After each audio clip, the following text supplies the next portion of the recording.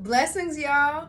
Hello to my good fellas. Peace to my troublemakers. And what's up to my hustlers? You are tuned in to the extension of the Get Them Home podcast sponsored by Good Trouble Hustle.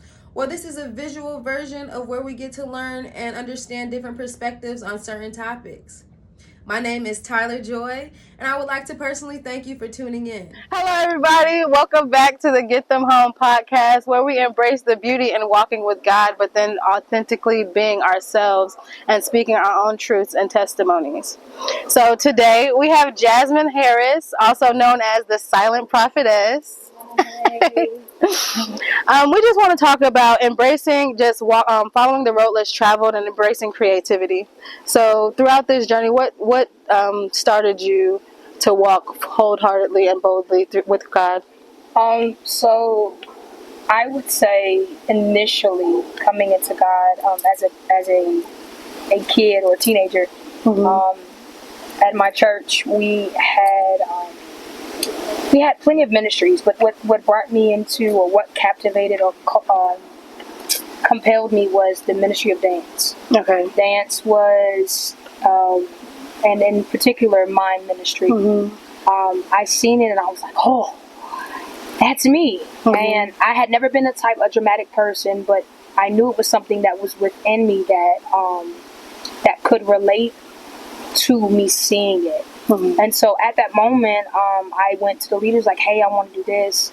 And God literally said, it was like he was sitting on my shoulder in my ear and saying, this is what I've called you to do. I have birthed this in you, but you need somebody to be able to pull it out. Right. And so from that point forward, at the age of 13, dance became that creative outlet. It became that I would call it that vehicle that God used to project and to catapult me out into ministry. I really, even then as a young person, I took it seriously, but I'm gonna be honest, I didn't start taking the mandate, the mantle of it, the assignment, the calling seriously until probably within the last 5 years. And that's the age of my oldest daughter. And it was like it was a pivotal point for me that something needed to change.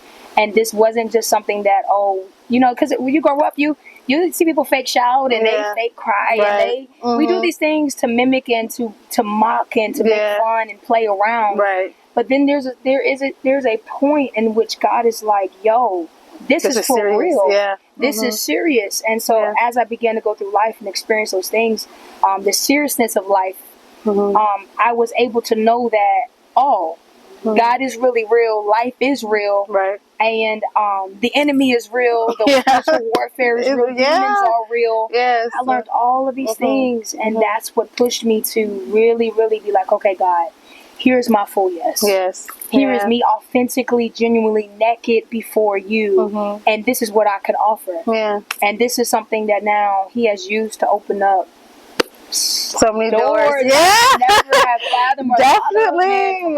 Yeah. And I feel like a lot of people can relate to that, especially the ones that grew up in the church. Absolutely. Because you're in like the youth choir, you're in vacation Bible school, you're in the dance ministry, you're you're involved in church, but you're also involved in church because your mom told you to be there, you know?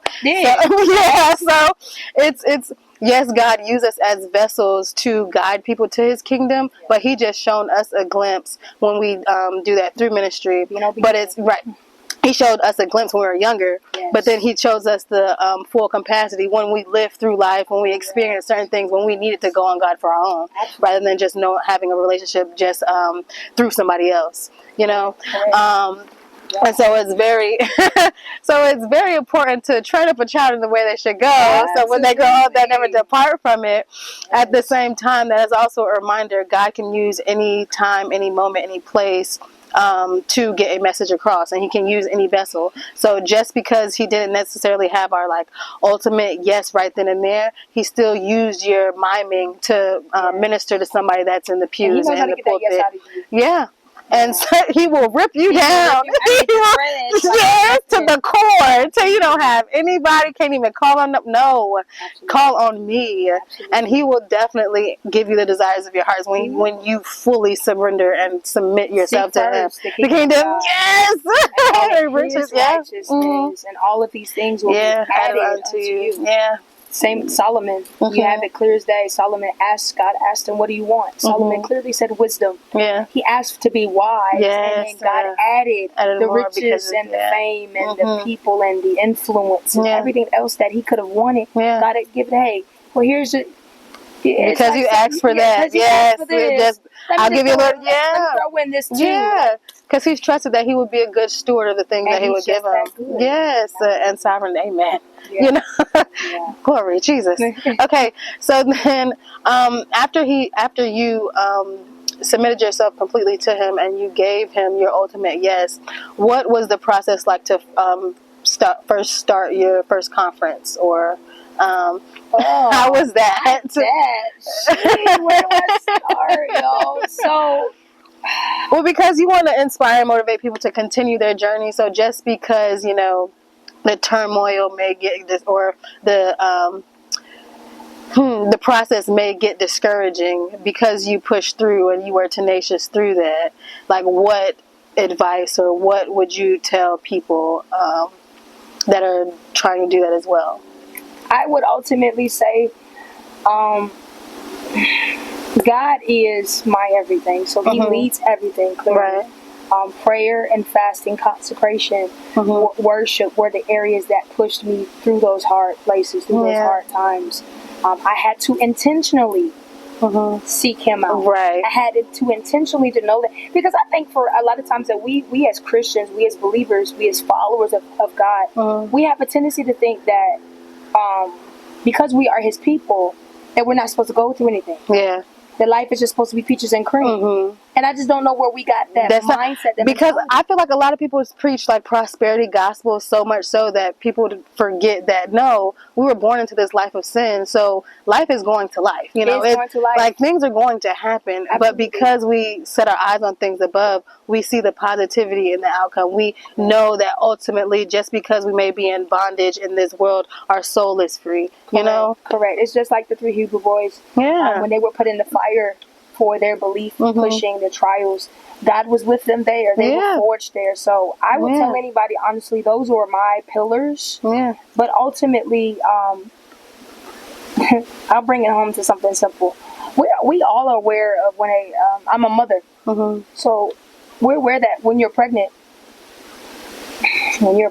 with kids, ultimately, when it comes time for birthing, there's a process. 9 months. 9, spiritually, 8 is known as new beginning, 9 is known as harvest. Okay. So it's not, a woman is normally 9, she's 9 months she's pregnant for 9 months. Full term, yes. Full.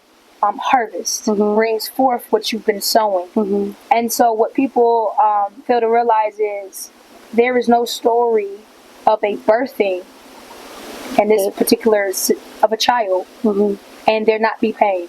Right. There is pain, and then there's promise. Most people want to skip process. So I felt pain. Well, that's because of Eve's fault, but it's okay.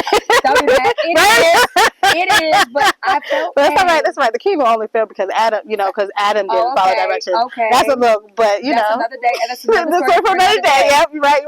But ultimately, there's pain. Yes. And in that pain, as we go through process, there's promise. And so even for me, vulnerably, from my own life, my own testimony, my last child, her name is Nova. She's 1.5 years now. However, when I gave birth to her, I went to go fully to give birth to her, and her arm came out. Out of socket? I know her arm, when I pushed, came out first? Her arm came out first. And so as soon as they wanted to vacuum her, they couldn't get her out. We both crashed and went cold blue for 10 minutes. Me and wow. She was still stuck in me, and I died. Yeah. They rushed us to OR and did the surgery and operation. And me saying that, meaning I prepared for what I knew my body could do. But I had a uterine rupture, which is 1 in a million chance, in the midst of giving birth. Right. which should have Wow. which did kill us. Yeah. It killed both of us. Yeah. Oh, wow. But then we were brought back to life. Mm-hmm. So in the pain, there was a process I had to go through to get to the promise, the blessing, which was my child. And she's a beautiful baby girl. God brought her and myself back to life as the testament. Yeah. Many don't get a chance to survive that. That is true. So process always comes with pain. Anything you want comes with pain. Faith without works is dead. You can't just have faith and have no work behind it. Something has to push and press for promise to be reached. And so I think a lot of times in our, like I said, in our headspace, we just think it's just going to be a walk through the park. And that's not the case. And be able to eat ice cream and everything. And that's not it. However, God promised us that He would never leave us nor forsake us. He promised us that as we walk through the valley of the shadow of death, He would be there to comfort us. He promised us that He would be there. He would give us strength when we feel weak. He would be our strong tower when we need some place to run into. He promised us. He redeemed us. Yes, He did. He went through process. The cross. And the resurrection. And He definitely tells us that, like, with the fruits of the Spirit, like, long suffering is going to happen. You know, you have to have, like, because when everything is peaches and cream, of course you're gonna go there. You know what I mean? Of course you're gonna do it, but your faith is actually truly tested when you are, you know, in the midst of something. Like, not when the AC's on. You know what I mean? Not when everything's clear. Yes. When you don't have yes. Like, do you have faith to believe that the things are going to happen that you do not see yet? You know, as it is in heaven, or on earth as it is in heaven. So it's in this. It's a spiritual realm first. You know, and then so do you believe the promises that He has given you? And if you do, you need to work towards that and push past the enemy's obstacles, because he'll definitely try to stop you, especially when you have a great calling on your life. Wasn't that an amazing discussion? Keep in mind that we're all growing and learning with our faith. So this is a no judgment zone, and we do not condemn nor judge individuals for their genuine thoughts. Now, if you enjoyed that, can you please like, comment, share, and subscribe to be notified? And I am grateful that you tuned in for the entire video. Now, if you would like to be a part of the Get Them Home podcast, please email us at getthemhome@goodtroublehustle.com. We would love to hear your insight on the certain topics we discussed. Good Trouble Hustle is more than a clothing brand. It is very much a lifestyle that promotes authenticity and encourages people to follow the road less traveled as they are following Christ. So if you like to be notified or keep up with us, please follow us on all social media platforms. Remember, do not be overcome by evil, but overcome evil with good. Romans 12:21.